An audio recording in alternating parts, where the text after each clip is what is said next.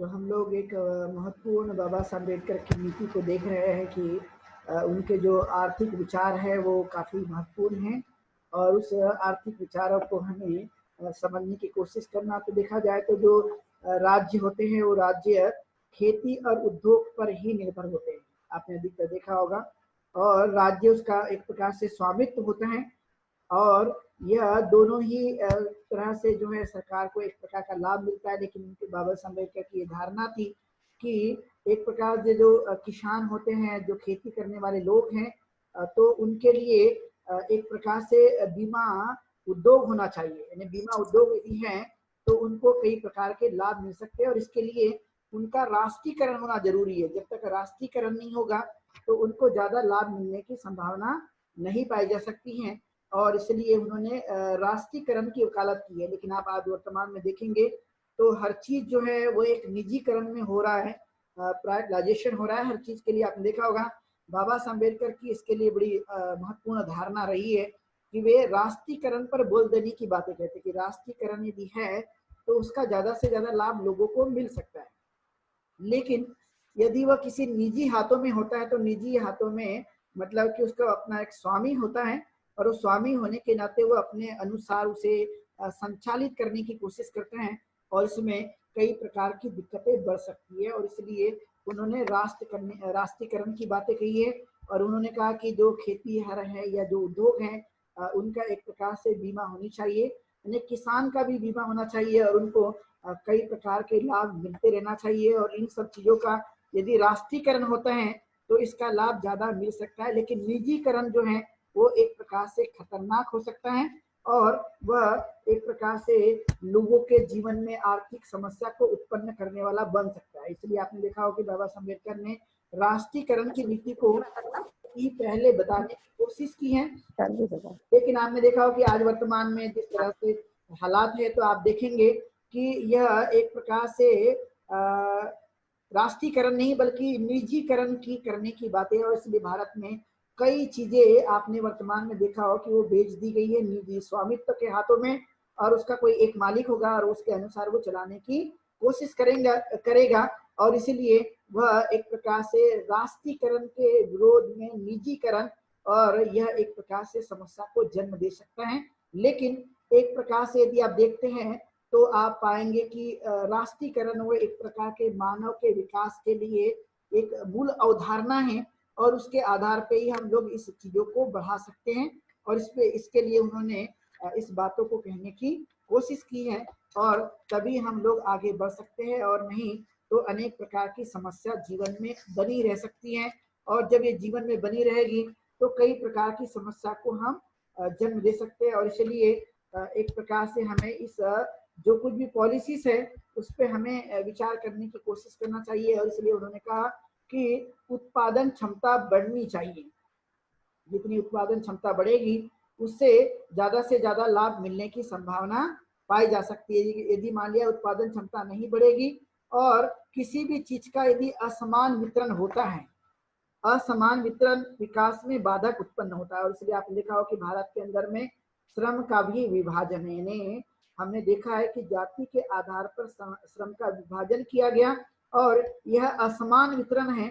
और असमान वितरण एक प्रकार से वह हमारे लिए लाभदायक नहीं बल्कि यह हमारे विकास में एक प्रकार से बाधा उत्पन्न करने वाला है। यानी प्रगतिशील राष्ट्र की जो नींव टिकी होती है वह एक प्रकार से राष्ट्रीयकरण के आधार पर ही उसे संभव बनाया जा सकता है। इस तरह की बाबा साहब अम्बेडकर की धारणा है और उसे उन्हें मजबूत बनाने पर जोर देने के लिए कहा है। और इसलिए हमने मजबूत बनाना जो जरूरी है इसका आधार स्तंभ उन्होंने, जैसे कि हमने हर चीज के लिए देखा कि बाबा साहब अम्बेडकर ज्यादातर इन चीजों को फोकस करते हैं कि वह समता, स्वतंत्रता, बंधुत्व और न्याय होना चाहिए जो बहुत ही जरूरी है। इसके बिना किसी भी चीज की एक संकल्पना नहीं की जा सकती। इसलिए एक मजबूत आधार देने के लिए ये सिद्धांत जो है वो सभी जगह एक प्रकार से महत्वपूर्ण होते हैं और हमें समझने की कोशिश करना। और इसलिए उन्होंने कहा कि हमारे दो शत्रु है, जो बताते हैं कि जो श्रमिक हैं वो श्रमिक जो है उनको बड़ा मुकाबला करना पड़ता है, बहुत ही संघर्ष करना पड़ता है। और श्रमिकों के लिए हमेशा दो शत्रु पाए गए हैं, एक तो ब्राह्मणवाद और दूसरा पूंजीवाद। आपने आज भी देखा होगा कि ये दो महत्वपूर्ण शत्रु हैं और वे शत्रु से लड़ने के लिए हमें काफी कोशिश करनी पड़ती है, संघर्ष करना पड़ता है। और वह मनुष्य के उस स्वतंत्रता, समता और बंधुत्व के ही मूल्य को पूरी तरह से नकार देता है। जब भी एक प्रकार से पूंजीवादी व्यवस्था होगी या ब्राह्मणवादी व्यवस्था होगी, ये एक प्रकार से मानवीय गुणों को ही या उसके मूल्य को ही वो नकार देते हैं। उसमें एक प्रकार से स्वतंत्रता भी नहीं होगी, समता भी नहीं होगी और एक प्रकार से बंधुत्व भी नहीं पाया जाएगा। और यह एक प्रकार से मानव के जीवन में वह उच्च शिखर तक नहीं पहुंचा जा सकता। इसलिए दो चीजों से श्रमिकों को सदैव ही लड़ना पड़ता है। एक कार्ल मार्क्स का भी यही कहना था कि पूंजीपति लोगों से एक प्रकार से मजदूर जो हैं वो सदैव ही संघर्ष करते जाते हैं और ये संघर्ष उनका कभी भी खत्म नहीं होता। और इसलिए हमें इन चीजों पर ध्यान देने की कोशिश करना और कोशिश करते हुए हम आगे बढ़ सकते हैं, नहीं तो वरना अनेक प्रकार के जो संकट हैं वो मानव के जीवन में आने की संभावना पाई जा सकती हैं। और इसलिए उन्होंने सामाजिक उदारवाद की बात कही कि हमें इसे ध्यान रखना कि मनुष्य जो है वो उदारवादी नीतियों को बनाए रखने की कोशिश कर सकते हैं। और यदि इसमें हम लोग ध्यान देते हैं तो हम संपत्ति का जो दावा है वो सबके लिए समान रूप से होने की एक प्रकार से प्रयास करना चाहिए। यदि संपत्ति का सही उपयोग किया जाता है तो उससे एक प्रकार से सुरक्षा मिलने की संभावना पाई जाती है। उसका निवेश सही ढंग से होना चाहिए और उसका एक प्रकार से जो छोटे छोटे उद्योग हैं, छोटे छोटे जो व्यापार हैं, इंडस्ट्री हैं, उसे निर्माण करने के लिए इसका इस्तेमाल करना चाहिए, जिससे एक प्रकार से देश की विकासात्मक नीतियों को और नागरिक के परिवर्तन लाने के लिए यह एक सहायक बन सकता है। और उसके लिए ज्यादा से ज्यादा प्रयास करने की कोशिश करना, यदि नहीं किया गया तो एक प्रकार से संकट आने की संभावना पाई जाएगी। क्योंकि जो जिनके पास में पूंजी है तो वो पूंजीपति बनते जाएंगे, लेकिन गरीब और मजदूर लोग हैं वो धीरे धीरे गरीब और मजदूर ही सदा बने रहने की संभावना पाई जा सकती है। क्योंकि संपत्ति का जो वितरण है वो भी असमान है, संपत्ति का वितरण असमान है और श्रम का विभाजन है। तो इस तरह से यदि किया गया तो इस तरह से करने का मतलब है कि हम अपने मानव अधिकारों को भी, मानव अधिकार के मूल्यों का भी हनन होता है और वह कोई मानव का मूल्य जो है वह रह नहीं जाता। इसलिए हमें इस बात के लिए चिंतन करने की कोशिश करना। तो आज वर्तमान में भी आप पाएंगे कि पूंजीवादी व्यवस्था जो है वह ज्यादा मजबूत बनते जा रही है और वही सब कुछ जो है अपने हाथों में करके जो है वह एक प्रकार से मजदूर जो है उनका शोषण चलते रहेगा। क्योंकि पूंजीवादी व्यवस्था जो है वो हमेशा अपने अनुसार ही एक प्रकार से व्यवस्था को बनाए रखने के लिए कोशिश करते हैं और वह अपने अनुसार भी काम को लेते हैं, अपने अनुसार काम को कराने की कोशिश करते हैं। तो उसके लिए समय की कोई पाबंदी नहीं है, वो अपने अनुसार ही लेने की कोशिश करते हैं और उसमें एक प्रकार का जो शोषण है वो शोषण ही हमेशा बना रहता है।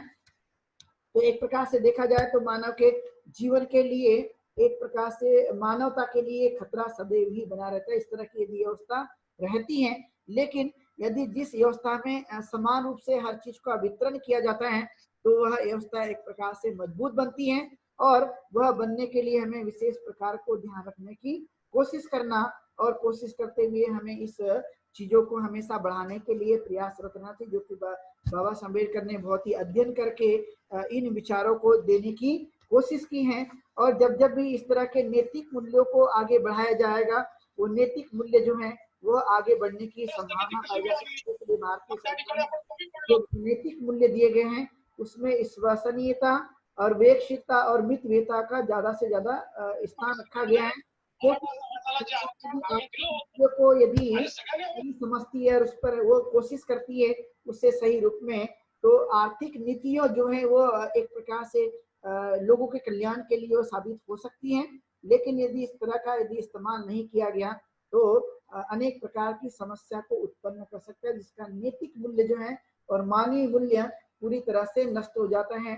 और जब ये नष्ट हो जाता है तो एक प्रकार से एक मानवता की उम्मीद नहीं की जा सकती है। इस बातों को उन्होंने बताने की कोशिश की है और इससे हमें इस बात को ध्यान रखना कि चाहे जो मजदूर है या जो छोटे छोटे किसान हैं, उन लोगों का एक प्रकार से किस तरह से हनन और शोषण हो सकता है। तो इस तरह की बातों को उन्होंने बताने की कोशिश की है। लेकिन उद्योग धंधों का या उद्योग क्षेत्र में ज्यादा से ज्यादा कार्य करने पर जोर देने की कोशिश करना कि जिस जगह में यदि फसल का उत्पादन किया जाता है या जो वस्तुएं या जो माल उत्पन्न होता है, यदि वहां पर उद्योग धंधों को नहीं लगाया जाएगा तो रोजगार की समस्या निर्माण नहीं होगी, और रोजगार जब नहीं होगा तो बेरोजगारी की समस्या ऑटोमेटिकली बढ़ जाती है, और जब बेरोजगारी होगी तो हम धन का संचय नहीं कर सकते। और इसलिए इस बातों को ध्यान रखने की कोशिश करना। और पहले इसलिए कहा जाता था कि जब हम लोग अपने जीवन काल में जो कुछ भी अपनी जाति के आधार पर जो व्यवसाय बनाए गए हैं, जो कार्य क्षेत्र बनाया गया है, वो ताकि उसका जो आधार है वो जाति है, और उसे ही हमें नष्ट करने पर कोशिश करना, जो कि बहुत ही जरूरी है। और फिर बाबा साहब कहते हैं कि जो भूमिहीन लोग हैं उन्हें भूमि देकर एक प्रकार से उनको कार्य में लगाना और उनसे काम लेकर जो है उनके विकास की तरफ में उनकी गति को बढ़ाने की कोशिश करना। यदि भूमि नहीं है तो आपने देखा कि वे काम नहीं कर पाते, लेकिन उनके पास यदि भूमि नहीं है लेकिन उनको हम भूमि प्रदान कर देते हैं तो एक प्रकार से उनका विकास बढ़ेगा, और वो विकास जो है उनके जीवन काल में बहुत ही सहायक बन सकता है।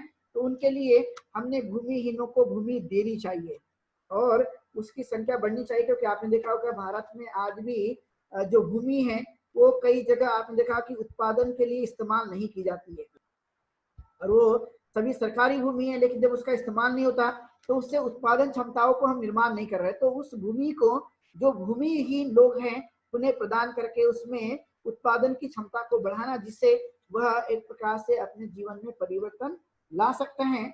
और चाहे वो छोटे मजदूर हो या मजदूर हो, वह उन्हें इस तरह की योजना को बढ़ाए रखने की कोशिश करना। तो उन्होंने एक प्रकार से खोती पद्धति को भी बताने की कोशिश की कि हमने इस तरह की योजना को लाने की कोशिश करना चाहिए, और फिर उसे आगे बढ़ाने की कोशिश करते हुए हमें उनके लिए सुविधा या साधन उपलब्ध कराने की कोशिश कराना, और जितना हो सके तो सामूहिक खेती पर जोर देने की कोशिश करना। सामूहिक कार्य जो है वो एक प्रकार से हमारे लिए लाभदायक सिद्ध हो सकते हैं, और जितना हो सके तो इसे हमें आगे बढ़ाने के लिए कोशिश करना। तो फिर उन्होंने कहा कि पहले से जो जमींदारी प्रथाएं चली आ रही थी, और वो जमींदारी प्रथाएं जो है एक प्रकार से बदवा मजदूर के रूप में कामों को लिया करते थे।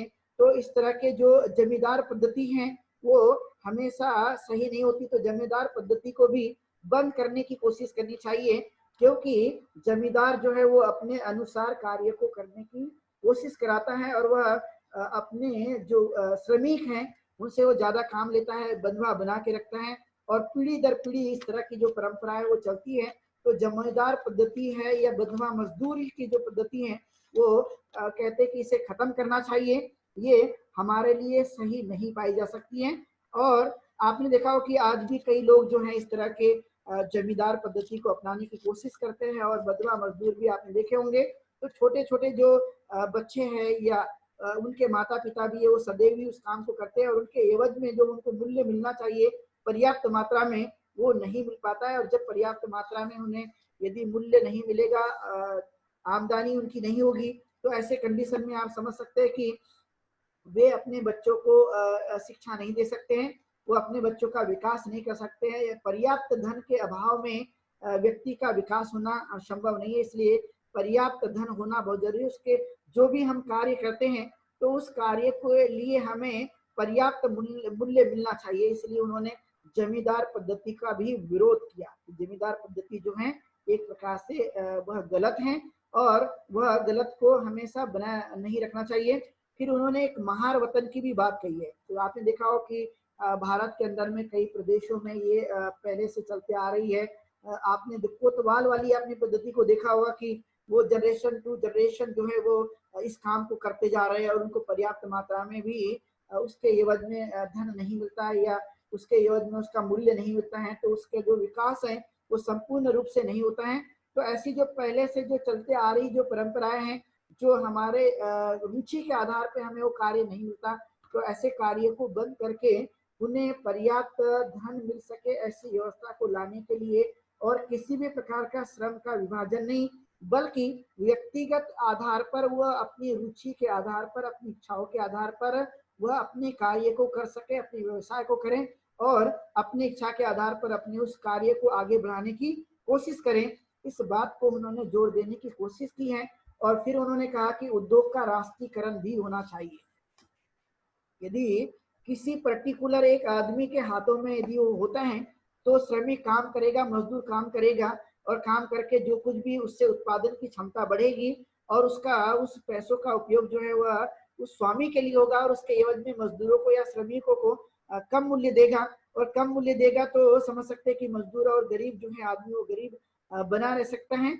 लेकिन यदि राष्ट्रीयकरण है तो उसके साथ में जो काम लिया जाता है, जो मजदूर या श्रमिक है, उससे ज्यादा काम नहीं बल्कि एक समय के आधार पर उससे काम लिया जाएगा। और उसका राष्ट्रीयकरण होने की वजह से इसका जो लाभ है वो डायरेक्ट सरकार को मिल सकता है, और सरकार का जो राज्य की स्तर है वो राज्य की कोष जो है वो मजबूत बन सकता है, और जो सरकार है उस पैसों का इस्तेमाल जन कल्याण के लिए या लोगों के लिए कर सकती है।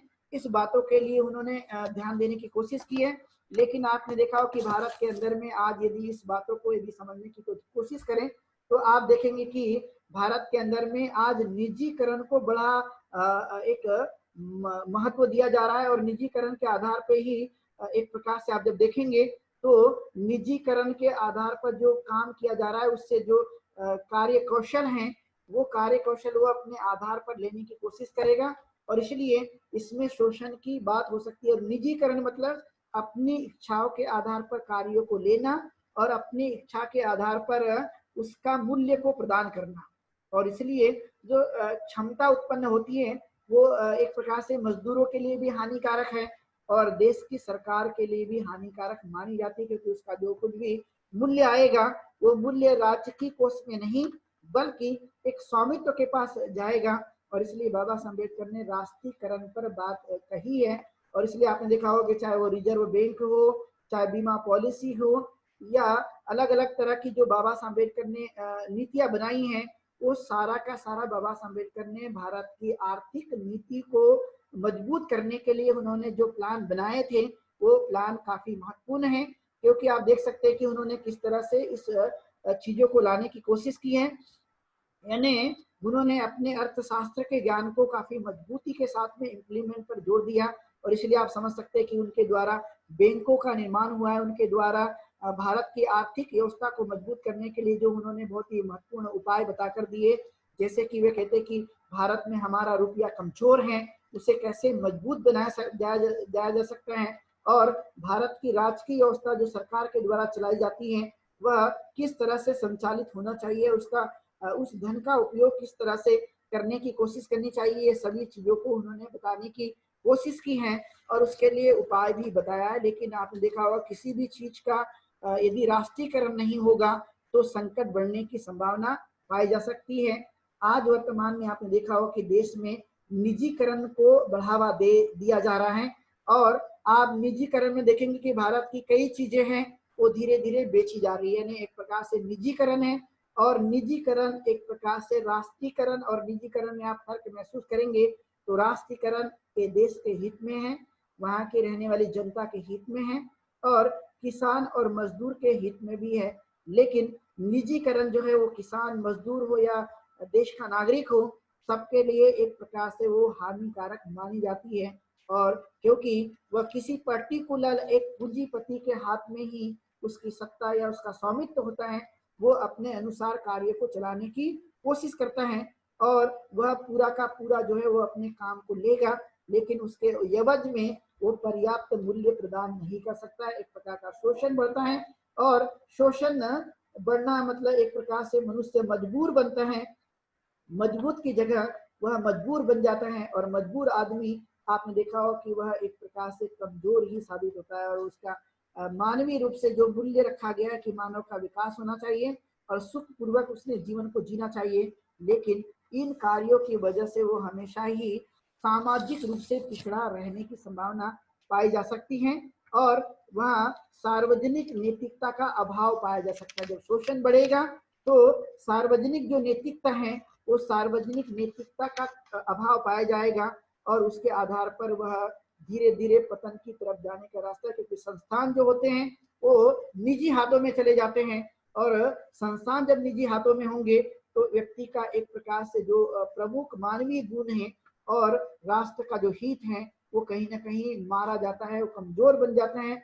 और इसलिए इसे दूर करने पे ही हमें ध्यान देने की कोशिश करना, जो कि बहुत ही जरूरी है। और इसी मानवीय मूल्य को हमें बढ़ाए रखने के लिए हमें प्रयास करना। लेकिन आपने देखा होगा कि आज की जो पॉलिसी है, बाबा साहब अम्बेडकर ने जो आर्थिक विचार अपनी देने की बात कही है, वह एक प्रकार से औद्योगिक क्षेत्र के लिए प्राथमिकता देना और छोटे छोटे उद्योग को और जो भूमिहीन लोग हैं उनको सहायता देने की कोशिश करना, इस तरह के अलग अलग बातों पर उन्होंने जोर देने की बात कही है। लेकिन यदि निजीकरण हो गया तो संकट बढ़ते ही रहता है। इसलिए आपने देखा हो कि आज के समय में भारत में कई करोड़ों लोग जो है वह अपनी नौकरियों को खो चुके हैं, अपनी नौकरी से दूर हो चुके हैं, और उनकी समस्या दिनों दिन बढ़ने की संभावना पाई जा सकती है, क्योंकि निजी स्वामित्व का एक निर्माण हो रहा है। और इसलिए यह ग्लोबलाइजेशन के जमाने में निजीकरण एक प्रकार के एक हानि को पहुंचा रहा है। और इसलिए भारत में जो कुछ भी सरकारी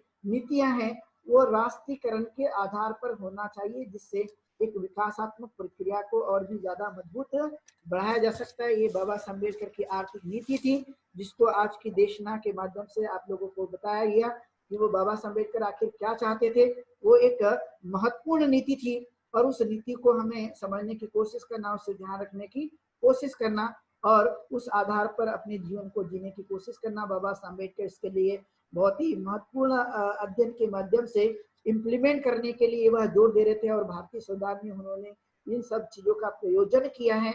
लेकिन आखिरकार संविधान का इम्प्लीमेंट या कानून को बनाए रखने के लिए जो सरकार आती है वो अपने अनुसार उसको बनाए रखने की कोशिश करती है, उसको चलाए रखने की कोशिश करती है। और इसलिए ये निजीकरण जो है वह हम समझ सकते हैं कि राष्ट्रीयकरण के विरोध में है।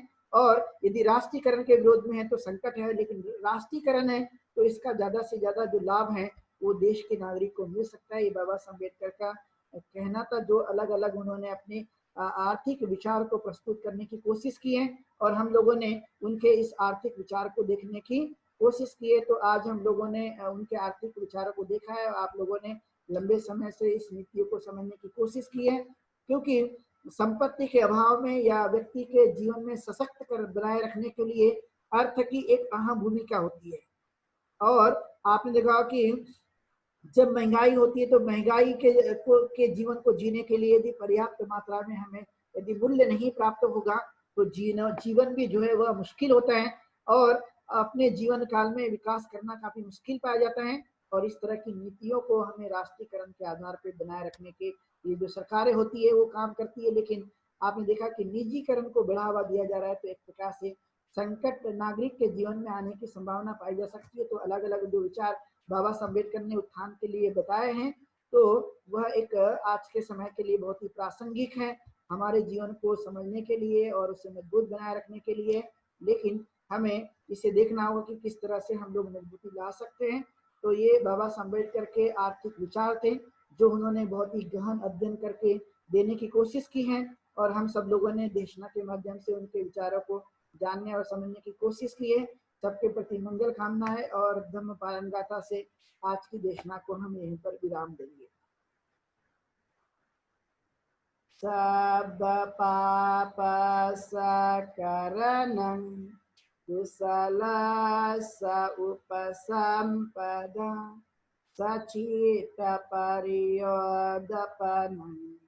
एतं बुद्धान शासनं धम्मं चरे सुचरितं नतं दुचरितं चरे धम्मचारे सुखं सेति असमेन लोके परमिच नतावता धर्मधरो यावता ब्रह्मासति यो च पंपे सुत्वानं धम्मं कायेन पश्यति सवे धम्मधरो होति यो धम्मं न पमच्छति नाति में शरणं गह्यं बुद्धो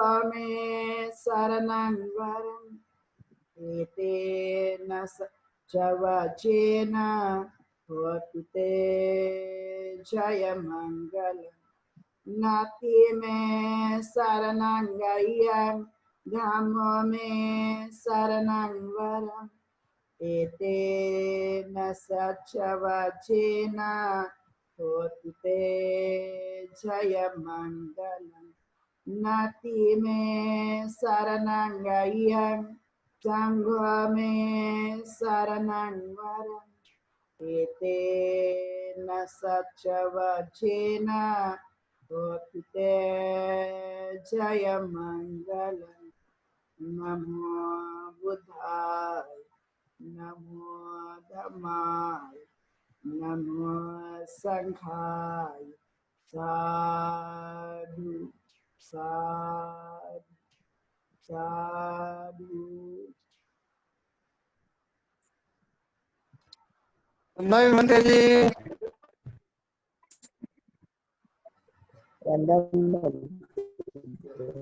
नहीं बनते जी। वंदना में बनते जी। सुखियो। तेरे बनते जी।